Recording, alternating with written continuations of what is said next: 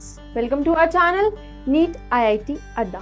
सो आज हम डिस्कस करेंगे कि नीट की प्रिपरेशन को एक स्टार्ट कैसे दिया जाता है, क्योंकि हार्ड वर्क तो सब करते हैं, लेकिन हार्ड वर्क को सही डायरेक्शन में स्मार्टली जिसने कर लिया वो ग्रेजुअली अपना स्कोर 600 प्लस और 700 प्लस ले जा सकता है, बहुत ही सिंपल मेथड्स और बहुत ही सिंपल चीजें करके।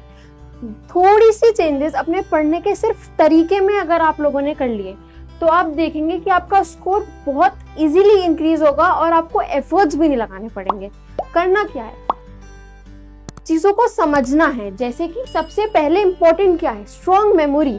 जिसने स्ट्रॉन्ग मेमोरी बना ली, जिसने सारे कॉन्सेप्ट्स को समझ लिया, रिवाइज कर लिया, उसके लिए एग्जाम कितना इजी हो जाएगा। तो अब करना क्या है स्ट्रॉन्ग मेमोरी के लिए, हम पढ़ते हैं चीजें, लेकिन we do not do that in right direction. सबसे पहले क्या करना है, अगर हम कोई भी चीज पढ़ना स्टार्ट करें, रीडिंग स्टार्ट करें, तो उसको एटलीस्ट फर्स्ट टाइम में ही 3 बार तो पढ़ना ही पढ़ना है। और अगर हम कोई क्वेश्चन अटेम्प्ट करें, सेम विद द क्वेश्चन, उसको एटलीस्ट 3 बार तो करना ही करना है। We can do more. And उसके बाद क्या करना है, हम छोड़ देते हैं। हमने कोई टॉपिक पढ़ा और हमने उसको छोड़ दिया, but we do not have to leave it. आप उसको विद इन 15 डेज एक बार दोबारा रिवीजन में लाइए, एक डायरी मेंटेन करिए। 15 डेज पहले उस पेज पे बैक जाइए, जो आपने रिवीजन करे थे, जो क्वेश्चन अटेम्प्ट करे थे, उनको देखिए। It will hardly take an hour to revise it because it's fresh. और अगर हमने उसको 1 मंथ के लिए छोड़ दिया, 2 मंथ्स के लिए छोड़ दिया, तो हमें उसको फिर से बेसिक से स्टार्ट करना पड़ेगा। इसलिए जब भी कोई चीज पहली बार पढ़ी, एटलीस्ट 3 बार पढ़ी। जब भी कोई क्वेश्चन पहली बार करा, एटलीस्ट 3 बार करा, और विद इन एन मंथ उसको रिवाइज करते रहे। और उससे क्या होगा, स्ट्रॉन्ग मेमोरी बनेगी कैसे, स्ट्रॉन्ग मेमोरी बनेगी ही ऐसे जब हम अपनी चीजों को बार बार रिविजन में लाएंगे। सेकेंड पॉइंट क्या है हमारा, सेकेंड पॉइंट है स्पीड एंड एक्यूरेसी। जिसने ये दोनों चीजें मेंटेन कर ली, स्पीड भी और एक्यूरेसी भी, उसके लिए एग्जाम बहुत इजी हो जाएगा। बाय, अगर हम तेज कर रहे हैं क्वेश्चन तो हमसे सिली मिस्टेक्स हो रही हैं, और अगर हम धीरे धीरे कर रहे हैं तो पेपर लेंथी लग रहा है, पेपर छोटा लग रहा है। दोनों में से कुछ भी नहीं लगना, दोनों मेंटेन करनी है। उसके लिए हमें 3 पॉइंट्स फॉलो करने पड़ेंगे। सबसे पहला point, you have to follow synchro study method. The synchro word means short. मतलब क्या, हमने स्लॉट्स बनाए।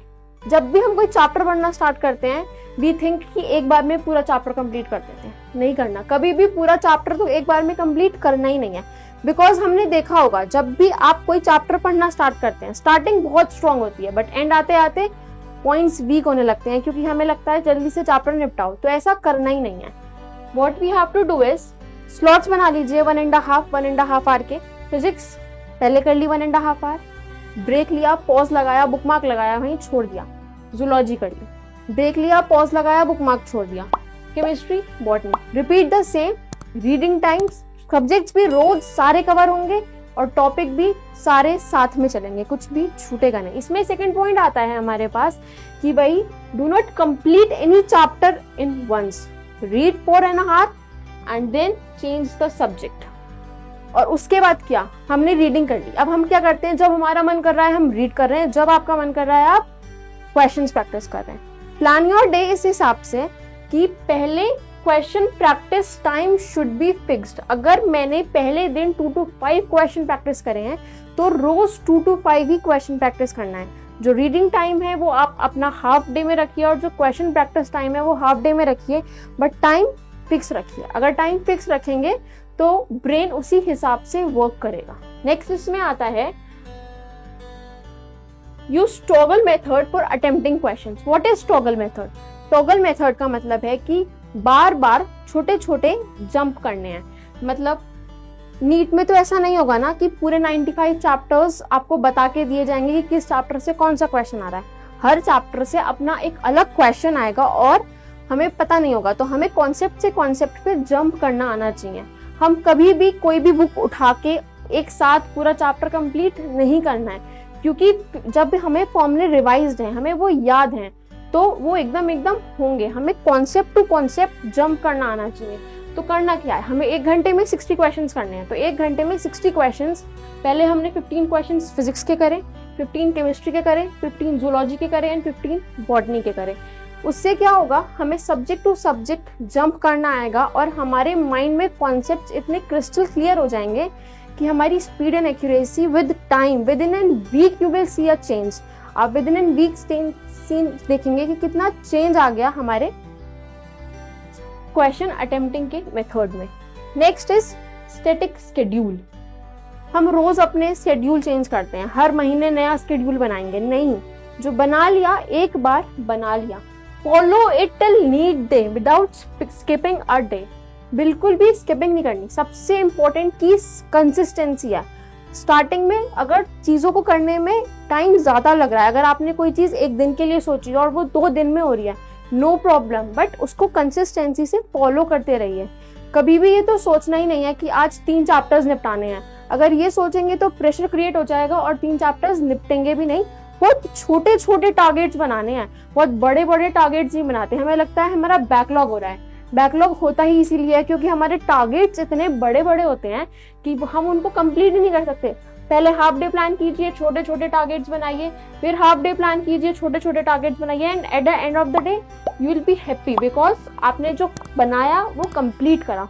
और एक पॉइंट और, अगर गलती से हमारा कोई टारगेट इनकम्प्लीट रह गया तो कभी भी उसको सेकेंड डे के लिए मत छोड़िए। डू इट आफ्टर 3-4 days, क्योंकि अगर वो सेकेंड डे के लिए छोड़ा तो सेकेंड डे का थर्ड डे पे छोड़ेंगे और ऐसे हमारा जो बैकलॉग है वो बढ़ता जाएगा। तो चीजों को फर्स्ट से सेकेंड पे छोड़ना। शेड्यूल बहुत ही ज्यादा डिसिप्लिन से फॉलो करना है, अपने ऊपर कंट्रोल रखना है, सेल्फ कंट्रोल। ब्रेक्स लीजिए, सब कुछ कीजिए, ऐसा कुछ नहीं है कि नहीं करना कुछ, बट कंसिस्टेंसी और डिसिप्लिन बहुत इंपॉर्टेंट है। Now we come to our next point, the 4th point. हमने क्वेश्चंस करने स्टार्ट करे। हमारा टारगेट था 1 घंटे में 60 क्वेश्चंस और हमसे उसमें 7 नहीं हुए, बट हम तो सेकंड क्वेश्चन पे ही अटक गए। तो हमने क्या करा, सेकंड क्वेश्चन को 1 घंटा दे दिया, बाकी 57 क्वेश्चंस गए, खत्म। नहीं, ऐसा नहीं करना। 60 क्वेश्चन टारगेट है 1 घंटे में, 7 नहीं हुए कोई बात नहीं, नहीं हुए। अपने दिन में कोई भी 1 घंटा फिक्स कर लीजिए कि ये टाइम फाइटिंग टाइम है क्वेश्चंस का। तो क्या करना है, प्रैक्टिस कर ली, प्रैक्टिसिंग टाइम इज अलग। 60 क्वेश्चन 7 नहीं हुए, 7 अब हम फाइटिंग टाइम में देंगे। अब उसमें अगर आपको एक क्वेश्चन को 15 मिनट भी देने हैं, 20 मिनट भी देने हैं तो दीजिए, कोई प्रॉब्लम नहीं है, लेकिन प्रैक्टिसिंग टाइम में नहीं, क्योंकि ये गलती अगर हम करेंगे तो टाइम वेस्ट हो जाएगा और हमें ये भी पता नहीं चलेगा कि हम 60 मिनट्स में 60 क्वेश्चंस कर भी पा रहे हैं या नहीं। तो practising time and fighting time should be different in attempting question. अब क्वेश्चंस करें, डाउट आया, समझ में आ गया, बाद में तो छोड़ दिया। अब क्या होगा, 2 महीने बाद वो अटेम्प्ट करेंगे ना, तो सेम वही गलती करेंगे जो फर्स्ट अटेम्प्ट में की थी, क्योंकि ब्रेन उसी डायरेक्शन में काम करेगा। हमें याद भी नहीं रहेगा कि हमने ये क्वेश्चन पहली बार में गलत करा था, हमसे नहीं हुआ था। तो डाउट आया, अब उसको उठा के एक कॉपी में लिखा क्वेश्चन के साथ, सोल्यूशन के साथ, और अगर ये कर लिया और जब भी वो चैप्टर रिवाइज करेंगे, जो पहली बार में क्वेश्चन सही हुआ है वो हमेशा सही होगा। तो जो डाउट है, जब भी वो चैप्टर रिवाइज करा, वो क्वेश्चन उठाया, लिख दिया। बायो हो, फिजिक्स हो, केमिस्ट्री हो, जो भी डाउट थे अलग कॉपीज में लिखिए और जब भी वो चैप्टर रिवाइज करें सबसे पहले उन्हें रिवाइज कीजिए, कभी भी वो क्वेश्चन गलत नहीं आते। तो अब हमारा टेस्ट हुआ और हमने उसमें नेगेटिव क्वेश्चंस करे।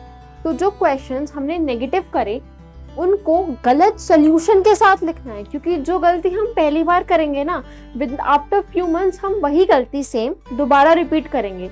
तो वो दोबारा रिपीट कैसे ना हो, उसके लिए क्या करना है, फिजिक्स केमिस्ट्री में कैलकुलेटिव मिस्टेक हो गई या फिर कॉन्सेप्ट गलत हो गया, तो हमें वो गलत कॉन्सेप्ट पहले अपने साथ उस कॉपी में लिखना है, ताकि हम दोबारा उस कॉन्सेप्ट को गलत ना लगाएं, और उसके बराबर में उसका सही सॉल्यूशन लिखना है। और जब भी चैप्टर रिवाइज करें उसके साथ इसे रिवाइज करें। अगर हमने ये 3 पॉइंट्स कर लिए तो हमारे क्वेश्चंस टिप्स पे होंगे और हमसे कभी भी गलतियां रिपीट नहीं होंगी। बहुत छोटी छोटी चीजें हैं, आप इनको फॉलो कीजिए, बार बार इसको रिव्यू कीजिए, एक डायरी में नोट कीजिए, अच्छे से लिख लीजिए और उसको पढ़िए। और जब भी पढ़ाई स्टार्ट करें इसको जरूर करें। अगर आपने ये रूटीन फॉलो कर लिया तो आप देखना कि आपका कितना इजीली स्कोर बढ़ जाएगा और आपको एफर्ट्स भी नहीं लगाने पड़ेंगे, पता भी नहीं चलेगा। लोग पूछते रहते हैं मार्क्स नहीं बढ़ रहे, मार्क्स नहीं बढ़ रहे। मार्क्स इसीलिए नहीं बढ़ रहे क्योंकि हम गलतियां अपनी रिपीट कर रहे हैं। पढ़ाई तो हम सही कर रहे हैं, हार्डवर्क तो हम सही कर रहे हैं, लेकिन उस हार्डवर्क को अगर हमने ऐसे स्मार्टली कर लिया तो you will see that you'll rock the exam. So friends, this was all about strategy and planning. जो नेक्स्ट सेशंस आ रहे हैं उसमें हम फिजिक्स, केमिस्ट्री, बायो तीनों सब्जेक्ट्स के बारे में अलग अलग बात करेंगे. तीनों सब्जेक्ट्स में अपना स्कोर कैसे बढ़ाएं, सब्जेक्ट को कैसे पढ़ें. फिजिक्स में 170 प्लस कैसे पहुंचे, केमिस्ट्री में 170 प्लस कैसे पहुंचे, एंड बायो में कैसे 350 प्लस पहुंचे, 360 पहुंचे, because bio is full NCERT. वो बहुत ईजी है, वो बहुत इजीली हो सकती है.